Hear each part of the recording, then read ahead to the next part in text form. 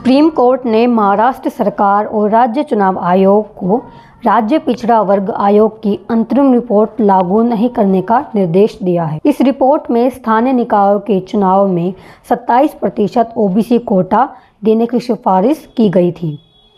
Court ने कहा है कि स्थानीय निकाय चुनावों में ओबीसी आरक्षण नहीं दिया जाएगा। ओबीसी आरक्षण पर सुप्रीम कोर्ट के निर्देशों के बाद महाराष्ट्र सरकार ने चर्चा करने के लिए दोपहर 1 बजे कैबिनेट की बैठक बुलाई।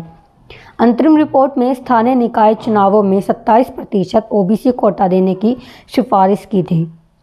सुप्रीम कोर्ट ने फटकार लगाते हुए कहा कि अंतरिम रिपोर्ट शोध और अध्ययन बिना तैयार की गई है।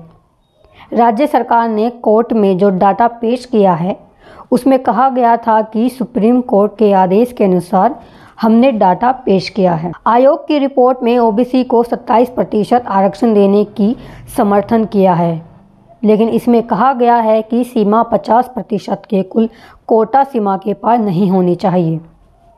सुनवाई के दौरान सुप्रीम कोर्ट ने महाराष्ट्र में आरक्षण के मुद्दे पर गठित आयोग द्वारा प्रस्तुत रिपोर्ट पर आयोग को फटकार लगाते हुए पूछा कि आयोग को यह कैसे पता चलता है कि यह सटीक डेटा है और प्रामाणिक है। सुप्रीम कोर्ट ने रिपोर्ट में कोई डेटा पेश नहीं किया गया है, ऐसे में हमें कैसे पता चलेगा कि यह रिपोर्ट कैसे बनाई गई है।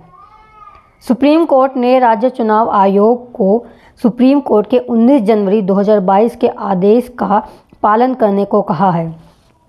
साथ ही कहा है कि चुनाव में कोई आरक्षण सीट नहीं होगी। सभी सीट को जनरल सीट के रूप में नोटिफाई करने को कहा है। आयोग की रिपोर्ट से असंतोष जताते हुए सुप्रीम कोर्ट ने रिपोर्ट में की गई सिफारिशों को आधार आंकड़ों पर आधारित और तर्कसंगत बनाने को कहा है।